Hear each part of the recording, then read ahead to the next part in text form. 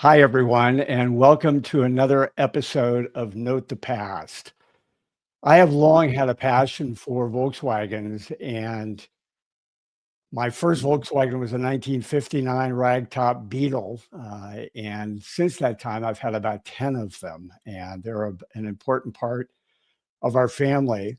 As part of that, I've read a lot of books about the Beetle over the decades that we've had this passion for that wonderful automobile. And one that I came across in 2012 was from a Wall Street Journal review of the book, and it's called The Extraordinary Life of Josef Ganz, the Jewish engineer behind Hitler's Volkswagen.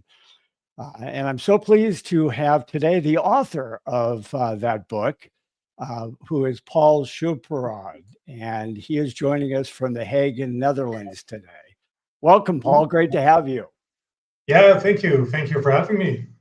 Well, we're really going to enjoy this conversation because we're going to talk a bit about the Beatles' history that not a lot of people are aware of or have the understanding that Josef Ganz played a tremendous role in the ultimate design of the Beetle. But first, let's talk a little bit about Paul's background. Paul, I'm going to get my notes up here. Paul has a long history and experience in new design concepts, in technological innovations, and in engineering and design history.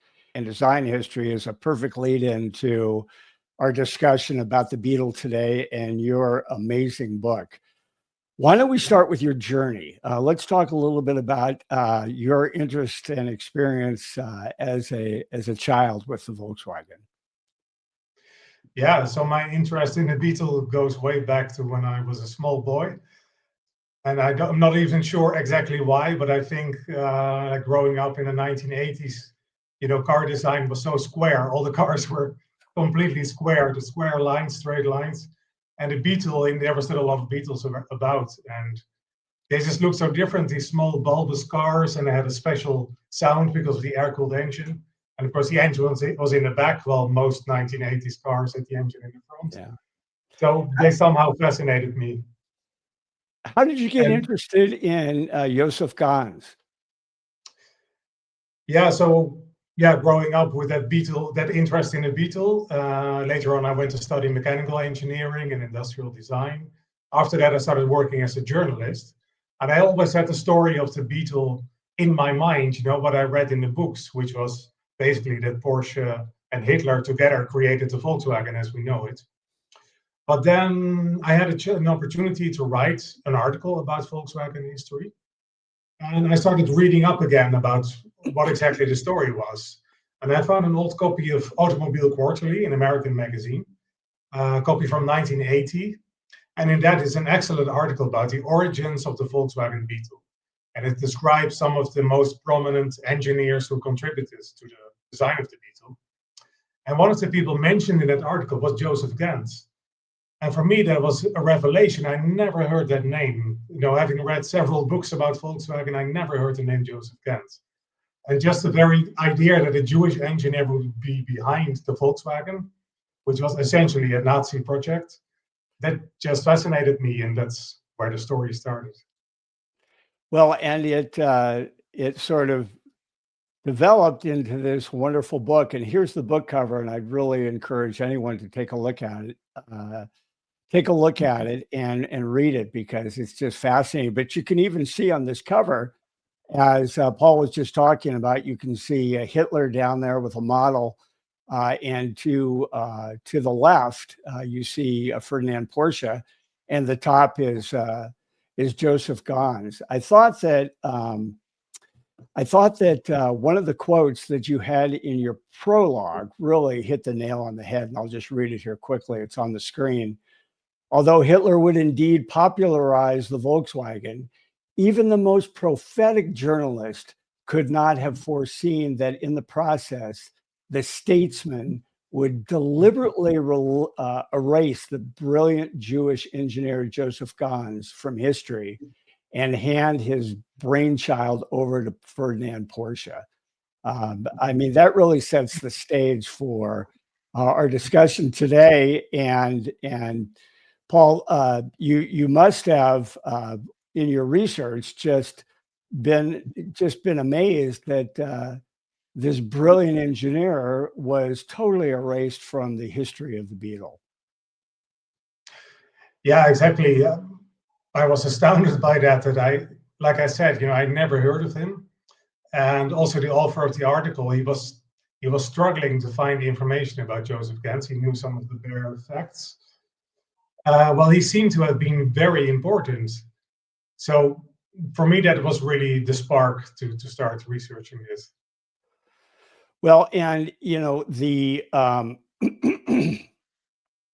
when we talked a couple of weeks ago, you talked about a few of the main concepts in the book that you thought were very important, and those had to do really with Ganz's influence as a journalist in evolving the automobile industry within Germany. And the other part of that is not just as a journalist, but as a designer of what we'll see in just a moment, some prototypes that clearly influence the final design of the Beetle.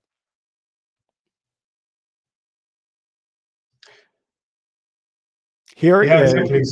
So what we see here is so just to give a very brief background of Josef Ganz. So he was born in 1898 in Budapest in Hungary.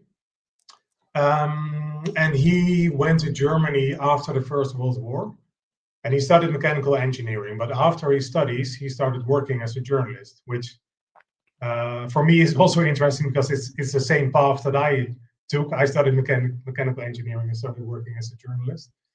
And Ganz, he started as a freelance journalist, writing articles for several magazines, and one of them was Klein Motorsport. So that's the front cover we see here. And is that his design actually on the cover, Paul, at the top of the image? It must have been. So this is 1928. So Ganz, he was made editor-in-chief of this magazine in 1928. And this is a design drawing for the car of the future. It's quite heavily influenced by the Tropfenwagen by Edmund Rumpler, who I think we'll probably talk about a bit more later on. But Rumpler was a German engineer who, in 1921, at the Berlin Motor Show, he showed a very futuristic car, streamlined with an engine in the back, actually mid-engine, so in front of the rear axle. It had swing axles, and that car strongly influenced Josef Ganz. And this design here, it must have been, I'm quite sure it must have been drawn by Josef Ganz, but influenced by the Tropfenwagen. So it's very low, it's streamlined, it has a mid-mounted engine, swing axles, perfect weight distribution, and so on. And that sort of encapsulates what Josef Ganz was working on. And here is actually the chassis, which, as you point out so well in your book, others back, I guess starting in, wasn't it 1903 when the swing axle was actually invented? But this is a culmination of the chassis design that Josef Ganz wrote extensively about as editor-in-chief with Motor Critique. And it's just fascinating to see all of this innovation and what he was doing to influence the automobile industry to actually take it on in the design of a more affordable car. Yeah, and not only an affordable car, but also to innovate car design in general, from very small cars up to the biggest ones. Because in the 1920s, there was sort of, let's say, the standard for car building became a big, heavy car, very high on its wheels, with the engine in the front, driving the rear axle, a water-cooled engine, and they were shaped like a brick, basically. That reminds me, actually, I think it was Chrysler somewhere in the late 1920s, I think, or early 1930s. They once built a car, one of their cars, and reversed it so they could drive it backwards. So that the steering wheel was in the back, and that the car was actually more streamlined driving it backwards. And that was before the Chrysler Airflow of the 1930s was introduced. That's a little sideline, but just to give an idea how primitive these cars were in a way. But Josef Ganz said in his magazines that the standard of engineering and design was so much higher than what the automotive companies were building at the time. So he said, have a look at the patents that we have a look at the innovative engineers that we have, and innovate these cars, because there were also a lot of accidents happening. And for sure, I mean, I can't say to what percentage, but for sure, a number of accidents were related to the design of the car. They had rigid axles, there no independent wheel suspension. While all of the ideas were there and the engineering was there, you just had to put it into mass production. So Ganz was pushing the automotive industry to innovate, to make cars more lightweight, to make them safer, to make them more efficient, by adding streamlining and so on. But he was also pushing them, as you said, to build a very innovative, lightweight, and affordable car. And to do that, he wanted to bring in the most innovative aspects of the time. So the chassis that you just showed is designed by Ganz. But it also incorporates several of the ideas that were already out there, because, I mean, I don't want to say that Ganz invented everything. And in the book, I'm definitely not saying that. I'm saying how he was influenced by engineers like Edmund Rumpler, who I mentioned, so for streamlining and for the mid-engined car. He was influenced, and Rumpler was the one who, like you said, in 1903, introduced the swing axle. But he was also influenced by the backbone chassis, as we see here. So just one central tube that forms the entire chassis, basically. And that was introduced. The patents go back further, but there's a Czechoslovakian company called Tatra, and they introduced that in mass production in the 1920s. Mm-hmm. And there were more companies and more designers. So Ganz said, I'm taking some innovative aspects from here and there, and he assembled that into one new car design, and that's basically what we see here. And what's so interesting is this is well before Porsche, and who obviously, as you mentioned, has been given credit with Hitler for the design of the Beetle, but this was all well before that. In fact, here are a couple of designs that Ganz did. I think when we talked, you said this was around 1931, but you can see already the basic streamlined shape, the positioning of the engine, and you mentioned airflow, but clearly these were well before, Porsche was involved in the ultimate design. Yeah, exactly. And so Porsche was older than Josef Ganz. There's a generation gap between them, because Porsche was already active as a young engineer when Josef Ganz was born, so in the late 1890s. Right. And Porsche, he had a bigger passion for sports cars, I think, and racing cars. Jumping ahead more to the time of the 1920s when Ganz also became active. You can see in the career of Porsche that he was working for the Mercedes company for a while, and he built very successful sports cars and racing cars, but they're also of the standard design that I was talking about earlier. So front engines, quite heavy, big cars, rear wheel drive, no streamlining. They were successful in their day, but they were not the most innovative cars around. And Porsche was also not working on anything remotely related to an affordable, streamlined, innovative car. And that's really what Ganz was doing at this time. And if you go back to this this early cover of Klein Motorsport, which ultimately became Motor Critique, it shows a motorcycle here, and the cars that you were talking about that Porsche and others were building, the conventional cars within Germany, they were large, sort of luxurious cars, and they weren't affordable. to the masses of citizenry within Germany. In fact, seeing this motorcycle here, didn't a lot of the population in Germany that were not of the upper class ride motorcycles? Yeah, of course. I mean, that was the basic choice for anyone who had at least a little bit of money for motorization. Of course, a lot of people who just walked or took a bicycle or a tram or a bus. But motorcycles were a more popular form of transportation for people who couldn't afford a real bigger car. But there was a big gap in between. And that is actually, it's interesting that you touch upon that, because that was actually where the idea of Josef Ganz was born, because Ganz also had a motorcycle in the early 1920s. But back then the roads were quite bad in Germany. A lot of roads were just, when it rained, it just turned into a big pile of mud. And Josef Ganz had quite a severe accident in 1923. And he shattered the bones in his left leg. And that's what created the spark with him to think about, can't we build something that is safer than a motorcycle, but just as affordable?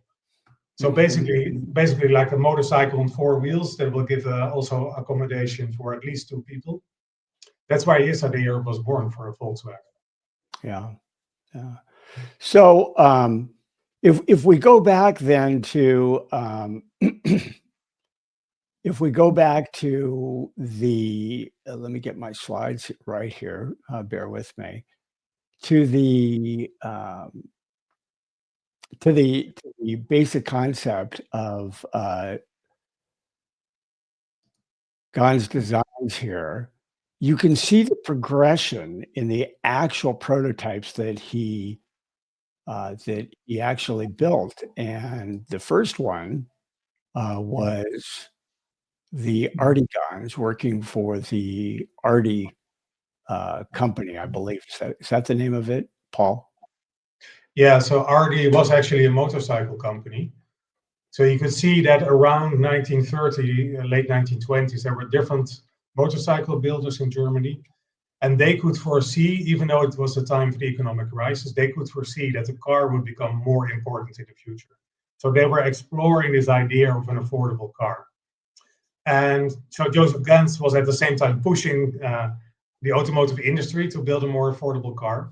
But the car builders didn't really pick up on that idea. So he wrote to several of the motorcycle companies, and Artie was the one that replied. And they said, so the director of this company said to Josef Ganz, come to our company, you can use whatever tools and machinery we have and build your prototype.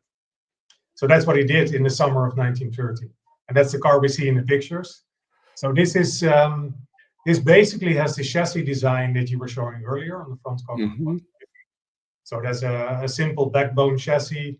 It has swing axles, so independent suspension all around, which was quite something for a light car back then, because even most of the bigger cars didn't have independent wheel suspension. So there's swing axles, the engine in the back, and a sort of semi-streamlined open bodywork. What I find interesting is that actually the hood of this car, it already looks like a Beetle. It looks like the hood of a Volkswagen. It really does, as we'll see in subsequent prototypes of his. And clearly you can see, particularly when you compare this photo, this image, to conventional cars within Germany, you are moving towards a technologically more efficient vehicle with the sort of the Beetle design and the idea of a people's car as well, something that could be more affordable. Talk a little bit, Paul, about sort of the people's car history within Germany, the sort of the evolution of it. Yeah, so the idea of a people's car, it's actually quite old. I mean, it goes back to the early 1900s, the idea of an affordable car. And you can see that in different countries, of course. In the US, there's the Model T Ford, which is the famous example of an affordable car for the masses. And Henry Ford built millions of those. But the economic situation was very different in the United States compared to Germany. So in Germany, there were different efforts. There was the cycle car boom of the 1910s. And those were efforts to build an affordable car. Also, a little bit the idea of a motorcycle on four wheels. But usually the design was not that good. There were, basically primitive designs. The road holding left something to be desired. So a lot of those cars, and they were all hand built. And relatively complex. Even they were simple but complex in the sense that they often had chain drive, and then the engine in the front with the chain drive driving the rear wheels. There were a lot of parts, so they never really caught on. So in the 1920s, many people had motorcycles, but in the 20s there were also some different attempts to make affordable cars. There's a famous car which is probably not that well known in the US. I can imagine it's from a company called Hanomag. And they built a small car in the mid 1920s. And that car also had the engine in the back. It had independent suspension only at the front. And that was an influence for Josef Ganz. So he bought such a car. He bought a Hanomag car in 1927 after he graduated as a mechanical engineer. And he bought that as a source of inspiration. And he wanted to test different cars. So what he actually did, he took that car to the Alps in Switzerland, and he drove that all through the Alps, testing that car through the hairpin bends in the mountains. And he did that with other cars as well. So Josef Ganz tested those cars, and there were also manufacturers like Opel is a famous German car that was actually bought by General Motors, I think around 1930. They introduced more affordable cars. They were more of the conventional cars, but they did a little bit of what Henry Ford was doing in the US. So they started mass producing these cars using automated ways of production to try and get the price down. So you could see there were attempts to build more affordable cars, but they were still not really for the masses. Mm-hmm. And that is really something that Josef Ganz wanted to achieve. Yeah. And how did that coincide, or what was the connection between Hitler's rise to power and sort of his self-proclaimed objective of creating a motorized country? Yeah, so something that Josef Ganz and Hitler shared actually was his idea of motorizing Germany. And I found some stories that Hitler also said to a close friend of his when they passed a motorcycle on the road in rainy weather. He said something like, shouldn't it be possible to build a more affordable car of about the same price as a good motorcycle? So that's very similar to what Josef Ganz was working on. And one of the first things that Hitler actually did, so he came into power at the beginning of 1933 as the Reichschancellor of Germany. And one of the first things he did was make it possible to drive a very light four-wheeled car with a motorcycle driving license. And that is something that Josef Ganz desperately wanted. He was writing in Motor Critique since 1928, saying, pass this law, make it possible for people to buy a very small car with a small engine, with four wheels, with a motor, and make it possible for them to drive it with a motorcycle driving license. And that's really one of the very first things that Hitler made possible when he came into power, which is quite fascinating. So the ideas of Hitler and Ganz, at least in motorization, came very close together. And also one of the first public appearances of Hitler as the Reichschancellor in Germany was opening the Berlin Motor Show. So that was in February 1933. And that's where Ganz introduced his first car that went into production. That the Standard Superior? Yeah, exactly. Yeah, and I have, let me just pull up a photo of that very quickly. You can see there it is right there with, that's Josef Ganz sitting on the top of his beloved Standard Superior. And it's just remarkable how closely it resembles the ultimate Beetle design. Yeah, exactly. So we're jumping a little bit forward in history now Right. because we're going to talk about the other prototype as well. But just Yes. to briefly touch upon this, so this was this was actually also built by a motorcycle builder. It's the Standard company. They were building motorcycles. They wanted to switch to small car production, and so they started building one of the Ganz designs. So that was the first car that really went into production in 1933. And that was built in 2 generations. And the car we see here is the 2nd generation, but both generations have this Beetle, this basic Beetle shape. So it's a really fascinating car.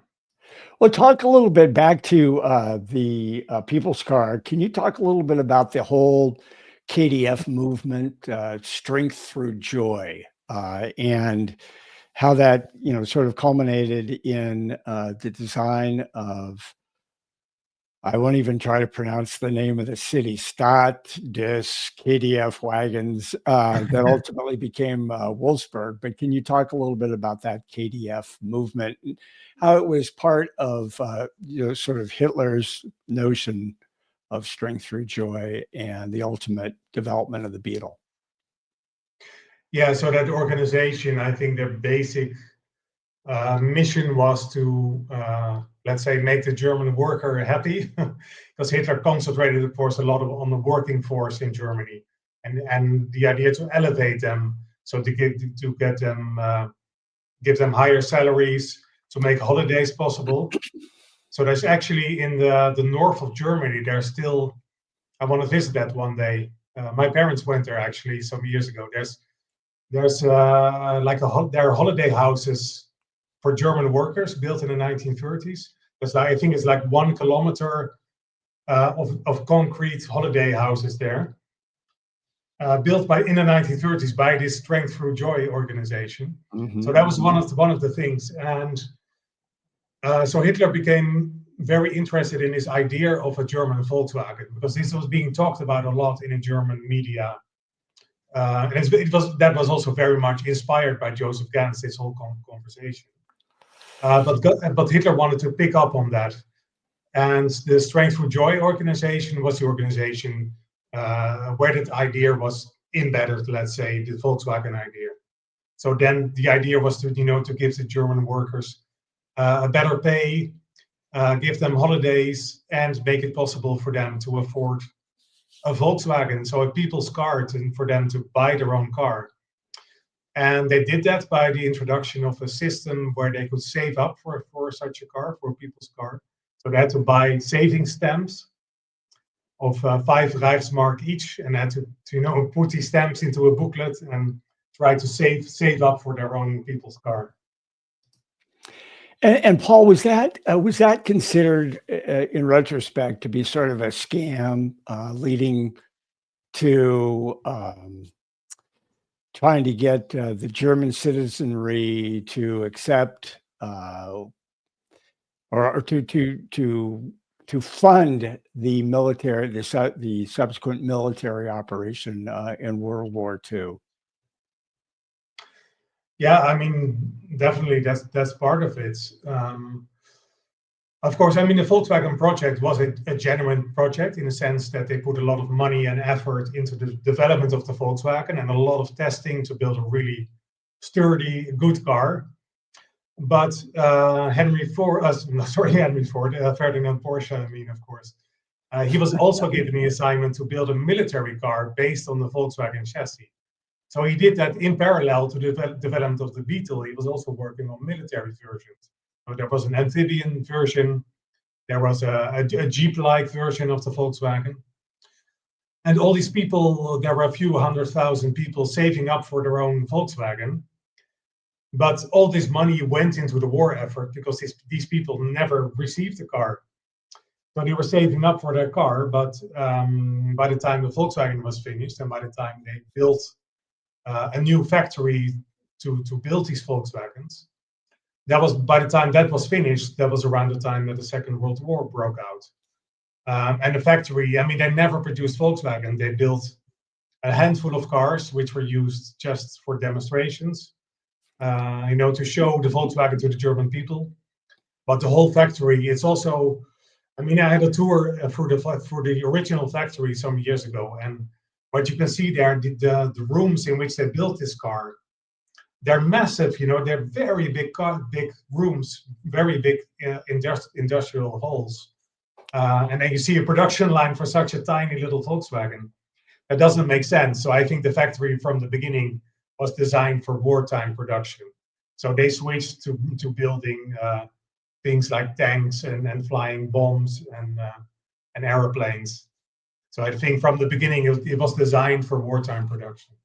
And the obviously, as you mentioned, the equivalent of the American Jeep, I think that was the Kubelwagen, wasn't it? Yeah, exactly. And obviously, when the war was over and Germany was taken over by the Allied forces, the British government occupied the area where what is now Wolfsburg was, and they were really responsible, British military government, for reviving the factory and restoring Beetle production. Yeah, exactly. So the factory was actually quite heavily bombed during the war by the Allies, but not everything was destroyed. So there were enough tools and machinery was left to start up production, for sure, with some hand building in there as well. And I think they used also racks of Kubelwagens and Schwimmwagens, that's the amphibious version. They used anything they could find to start up production. Because the very first post-war Beetles actually had headlights of a Kubelwagen, which were a little bit smaller, and they made a little frame to make them fit into the Beetle. But they started up production under British authority. Well, if we could jump back to design. Thanks for that history on Strength Through Joy. I just find that tagline to be somewhat humorous when you think about who Hitler actually was. But if we go back to the design, you talked a little bit already about early designers and some of the innovations and developing the tube chassis, the swing axles, etc. And we showed a few of the designs. This was the first one that you mentioned, the Jose Ganz. But I wanted to continue that progression of his design.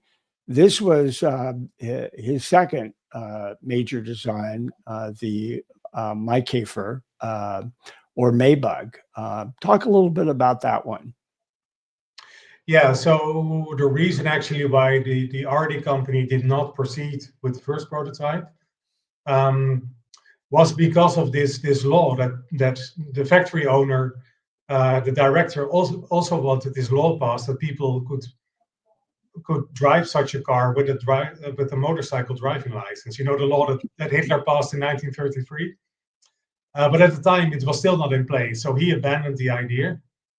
And then Josef Ganz came into contact with the Adler company. That was actually a car manufacturer.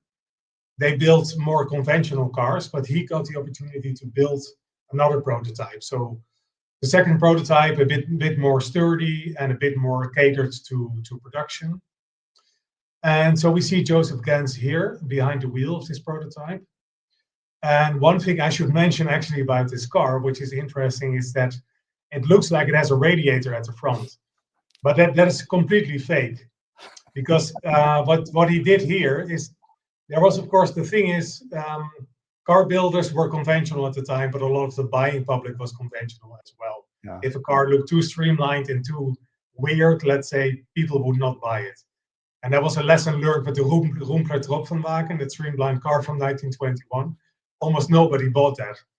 They manufactured about 100 cars and they were used as taxis in Berlin because the interior was quite big.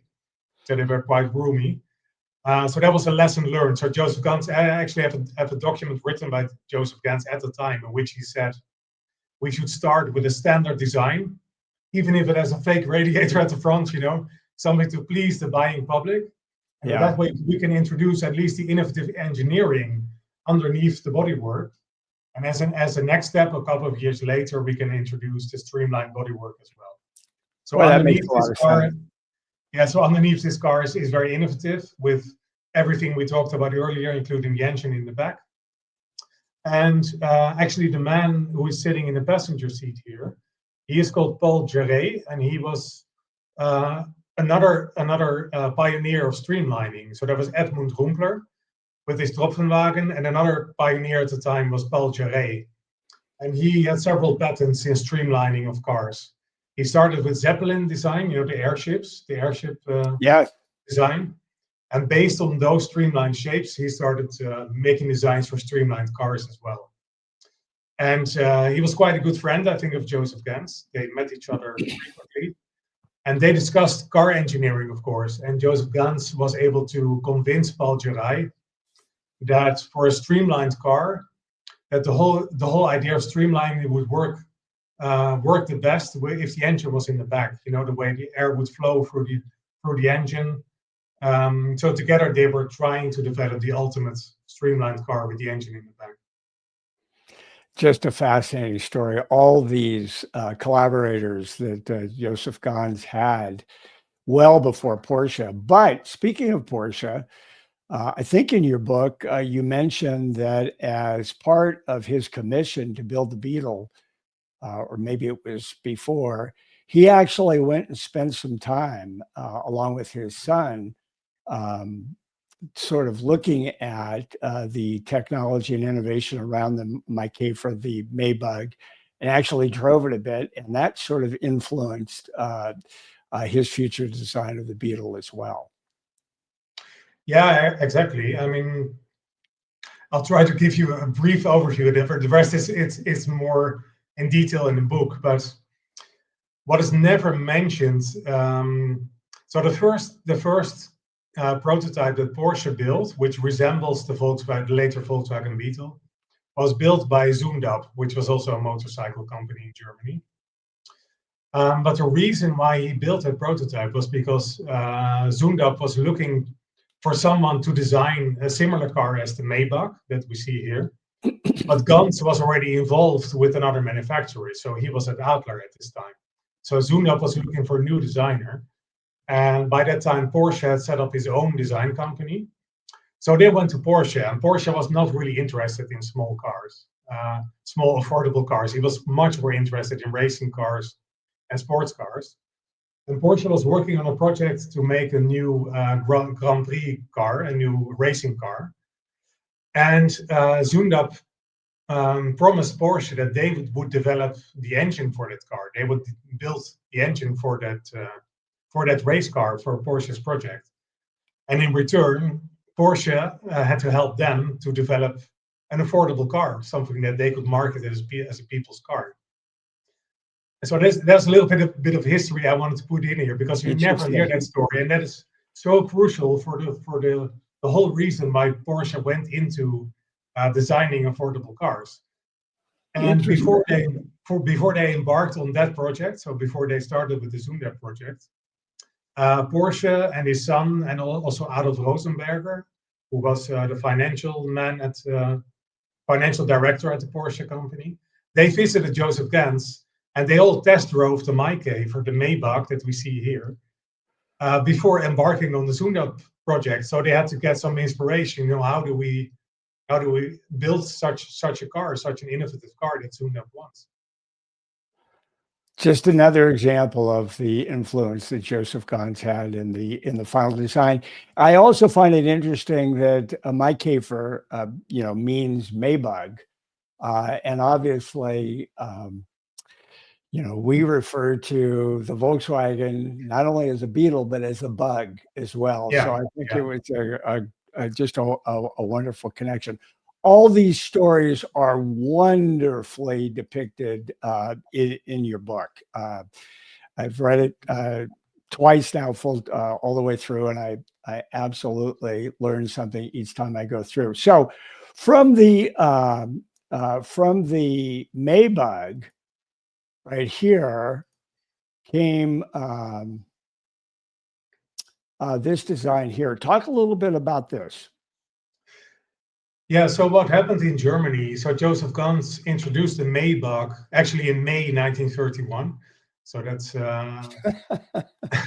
that's because the name Maikäfer, it's the name of a specific insect, the Maybug, and they hatch, or how do you call that? They fly out in May usually. So anyway, he introduced that in May 1931, and that prototype was really sensational. There were so many engineers and designers in the industry that wanted to see that car for themselves. And Ganz gave so many demonstrations of the car. There were lots of people who made test drives in the car. And one of the companies interested in that design was the Mercedes company, still a world famous brand today, of course, because Mercedes was also building the more conventional cars at the time. And Ganz started as a consultant engineer at Mercedes at the end of 1930. And he helped Mercedes to build their first small car with independent wheel suspension. It still had the engine in the front and rear wheel drive, and still had a square, brick-shaped bodywork. But that was already quite innovative. That it had innovative engineering. So Ganz assisted Mercedes with that. But he also helped them to build a Beetle-like car, and that's the car that we see here. So this was built around 1931, 1932. They made different prototypes. And this one really already resembles a Beetle a lot. So the engineering, it even has a flat four boxer engine in the back. So this already is very close to the Beetle. And one interesting thing to mention here is that the body designer at Mercedes at the time that made the design for this prototype was a man called Erwin Komenda. And he later joined the Porsche company. So he's also the one who was responsible for the styling of the Volkswagen Beetle, but also the styling of the first Porsche cars after the Second World War. So that is also the reason why this car already resembles the Beetle so much. But there are a lot of ideas of Josef Ganz in here. Well, and he was, as you said, he was a consultant with the company at that point, right? Yeah, exactly. He was employed as a consultant. He was really employed to bring his innovative ideas into the company and to help them to innovate and to build, like I said, a car along the lines of the Maybach. There were a lot of prototypes built after the Maybach, so in 1931, 1932, 33, because there were a lot of companies that wanted to introduce a similar car and get into this market of an affordable people's car. So let me just show again this next iteration or next prototype of his, which I showed before, which was the standard superior. And you talked about its development, but you can see just the similarity in design between that and the ultimate Beetle. Yeah, and so one of the companies that was also interested in introducing an affordable car was the Standard company. So Ganz got in touch with them.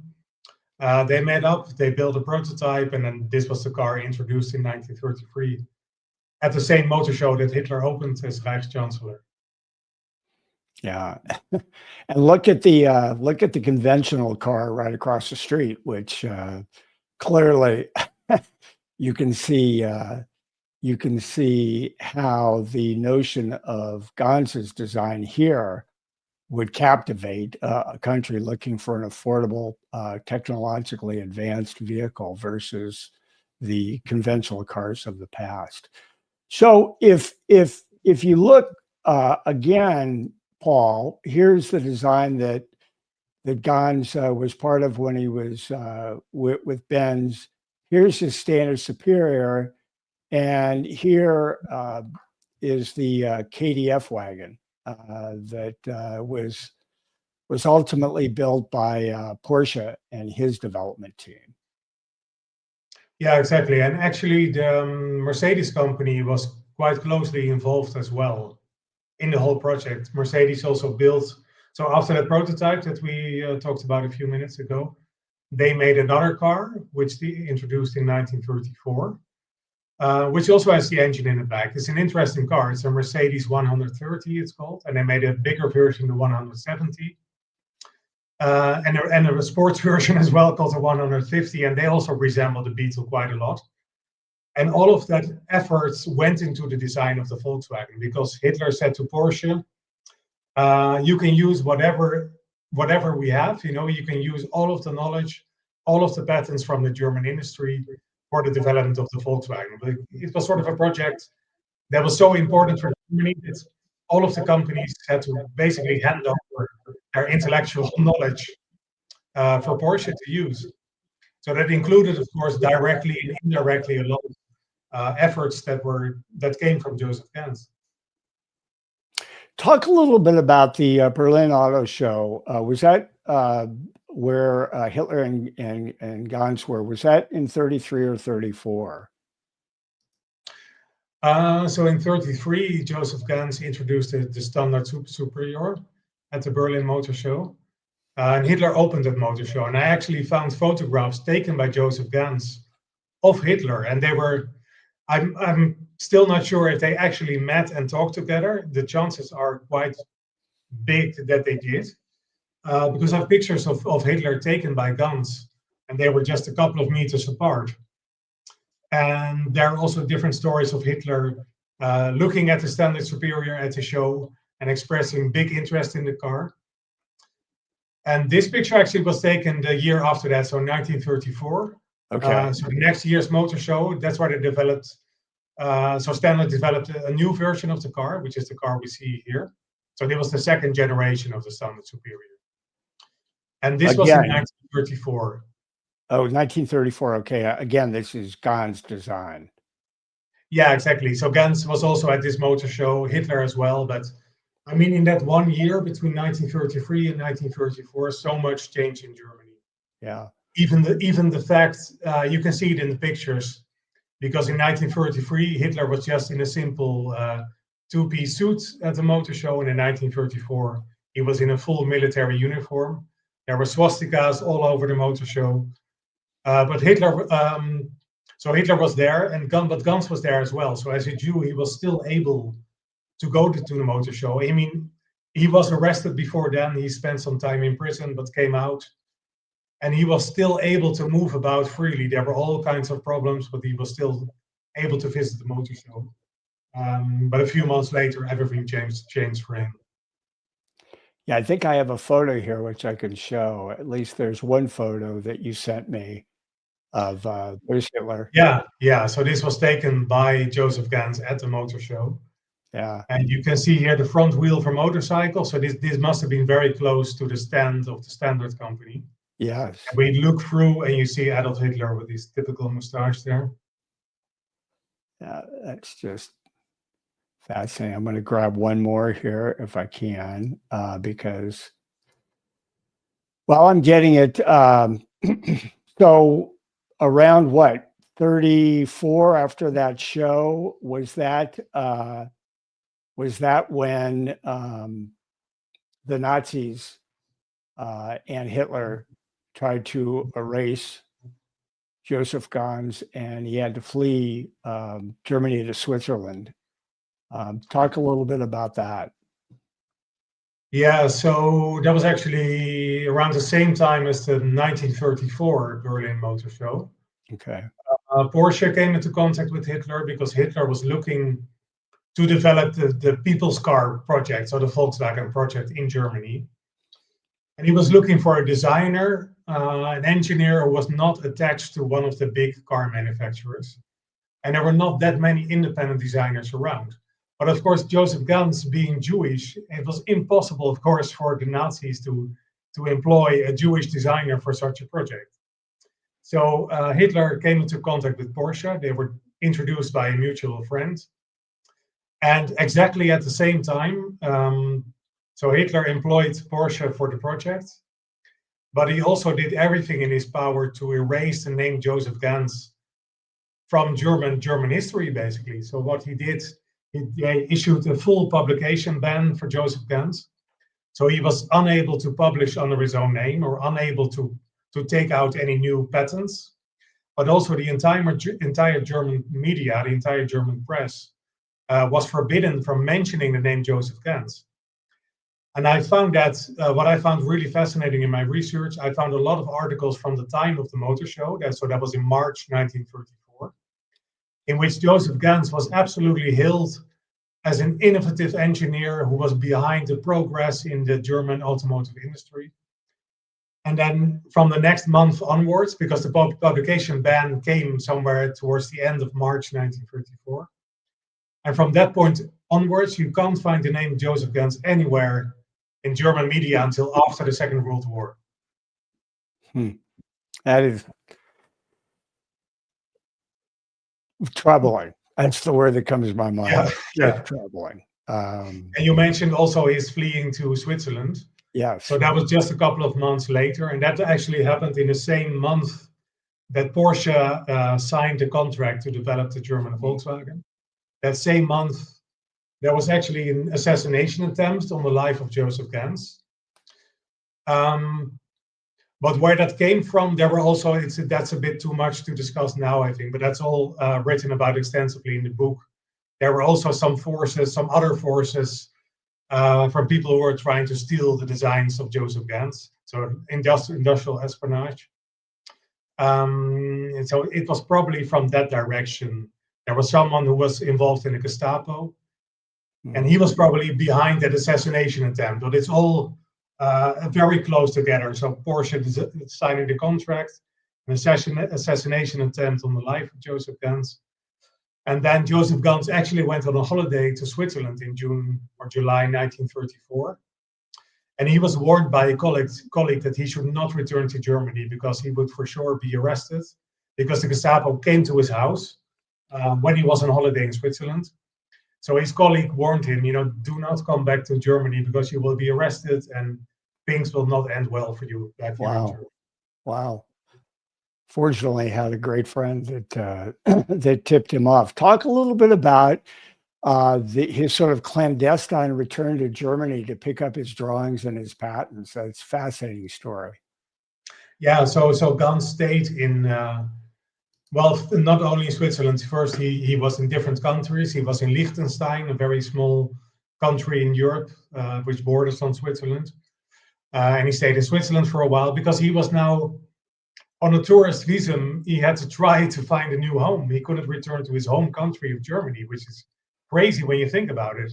Yeah. So he was looking for a new home, stayed in Switzerland for a while, but he didn't have any of his design drawings, of his patents, of his entire archive was back home in Germany. Because if you don't take that on holiday, you don't take your whole working archive on holiday. So right. What he did, he wanted to retrieve the most important documents from his home in Frankfurt in Germany. So what he did, he made a secret trip back into Germany, and he timed it very well, because in September 1934, all of the Nazis were in Nuremberg because they had their Reichsparteitag, so a big celebration, the yearly day where all of the big Nazis came together. So tens of thousands of influential Nazis were all in Nuremberg. And Ganz thought, okay, if I'm going to go back into Germany, I'm going to do it during those days. So he drove into Germany through a little road, a tiny border crossing. He was able to slip into Germany because everything relaxed during those days. All of the top Nazis were all in Nuremberg. So I think all of the normal soldiers, they also thought, what the hell, we'll take it easy during these days. And there were no straight border controls. So Ganz was able to slip into Germany, drive to Frankfurt, meet his old colleagues, and retrieve his documents. And there's even some photographs of the car full of documents. Right. And he drove back to Switzerland, and he was stopped at the border then. But Ganz had really influential friends. He had so many good friends in the German industry that he made a couple of phone calls, and he was able to go past the border and back to Switzerland. Well, you have a great photo in the book that actually shows a guard just waving him through. It's just, yeah. It's amazing to think that he was able to pull that off, but the timing was just perfect. So talk a little bit about his emigration to Australia following his days in Switzerland. Yeah, so he stayed in Switzerland from the mid-1930s throughout the Second World War. He actually developed a Swiss Volkswagen project as well, which is quite interesting. That's all described in full detail in the book, of course. So he developed a Volkswagen project there, which did not go into mass production because the Second World War broke out. And so in 1951, he eventually emigrated to Australia because things were still difficult in Europe. He had problems with old Nazi enemies, and there are lots of difficulties there. But anyway, he decided to emigrate to Australia because he had a new relationship, and his girlfriend at the time also went to Australia because her sister went to Australia. So he thought, after all, he had so many difficulties in Europe, he thought, I'm gonna, a new chance in later life. I will also emigrate to Australia. So that's what he did in 1951. Found work in the Australian automotive industry, which was not, they basically built more, I think, mostly American cars. There was a company called Holden, just like Opel in Germany, was part of General Motors. And they adapted, I think, European and American designs to make them suitable for the Australian market. So it was more sort of re-engineering existing designs. But Ganz found a home there in Melbourne and worked for the Holden company. So that's what he did for a number of years. And then I find this story fascinating, for anyone who has read about the Volkswagen and its evolution and its iconic success throughout the world. This one man deserves a lot of the credit, Heinrich Nordhoff. Talk a little bit about Heinrich Nordhoff and his relationship with Josef Ganz. Yeah, so Nordhoff, so he worked in the German automotive industry before the Second World War. So he worked for BMW and the Opel company. And he became the first post-war German director of the Volkswagen company. So after the British handed over control of the factory back to the Germans, he became the first director.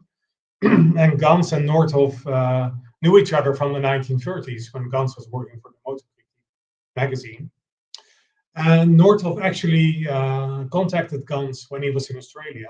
So in 1961, Nordhoff wrote a letter to Josef Ganz and asked him if he would be interested to go back to Germany and get work at the Volkswagen company, which is quite fascinating. And he clearly was fully prepared to do that until he had a heart attack, became ill, and subsequently passed. Yeah, so it's a very sad ending to the life of Ganz. Like you said, he was in correspondence with Nordhoff to see what his life would be like back in Germany, and I think toying with the idea to emigrate, to go back to Germany, but he suffered a heart attack, and from there his health declined.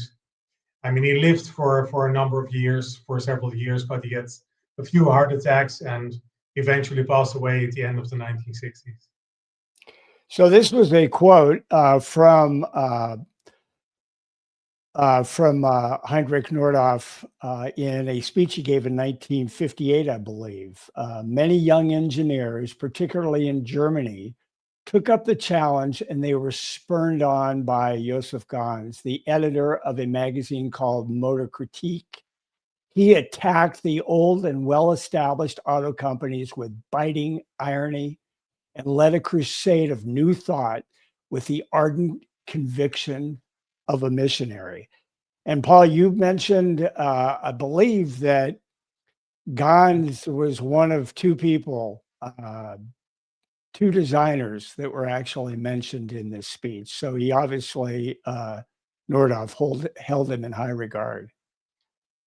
Yeah, exactly. So Nordhoff went to New York to receive an important industrial award. And he made a very long speech there, talking about the early development of the Volkswagen and so on, how the company came into existence. And he only mentioned two people, like you said. So he mentioned Ferdinand Porsche as the designer of the car. which is true, of course, but also Josef Ganz has a big influence behind the design of the Volkswagen. Yeah. Yeah. Well, and it was fascinating. There is a documentary on Google about the Josef Ganz story. And you actually were at a conference in Wolfsburg. I think it was an opening of an art museum or something. And you actually,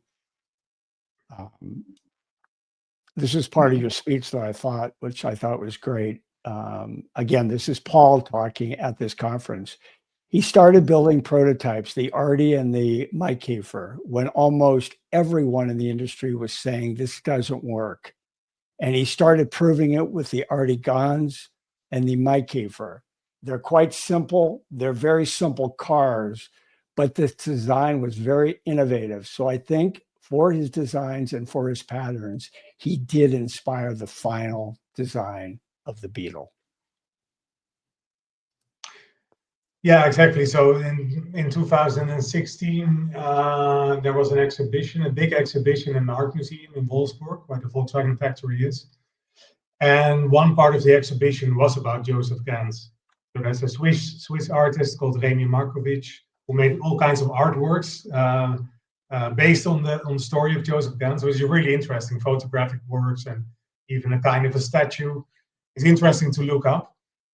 And there was the Volkswagen company, the historical department was involved in that.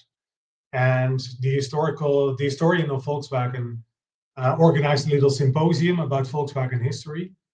And I was invited there to talk about Josef Ganz. And that's where this quote comes from. It was a bit of a difficult discussion because they were very critical of Josef Ganz, but an interesting one nonetheless. Yeah, it was amazing. Just even back in 2015, 2016, still the skepticism or the unease about talking about Josef Ganz' contribution and part of the history of the Beetle. Yeah. I know when we talked in prep for this podcast, I think I asked you the question, has your thinking changed or has anything evolved in the last, since 2012, when your book appeared in America? It came out in Europe in 2009. But I'm curious, just as we wrap up here, any thoughts you have as you take a look back at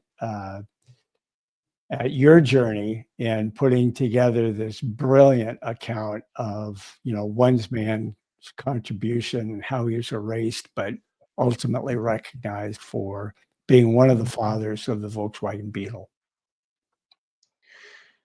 Yeah, so what is difficult, of course, about writing about a man who was erased from history is trying to really pinpoint his contribution to Volkswagen history and actually to German automotive engineering in general, which I think it's a big contribution, but to really pinpoint that. So I'm still in a way working on that and trying to develop that thinking.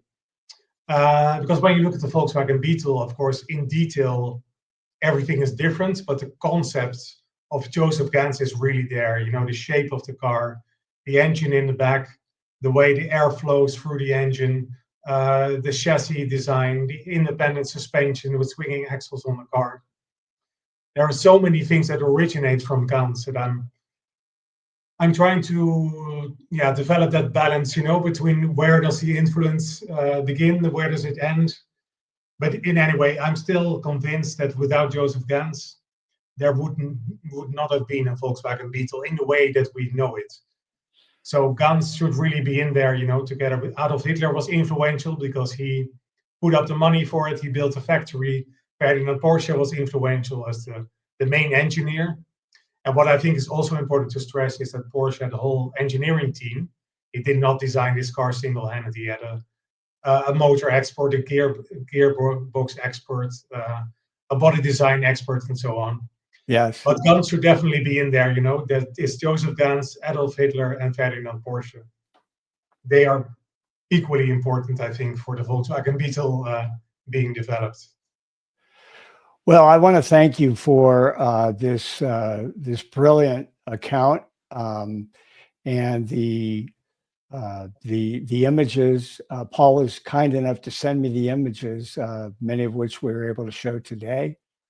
But I encourage anyone who is interested in the Volkswagen, the Beetle story, to pick up a copy, read it, and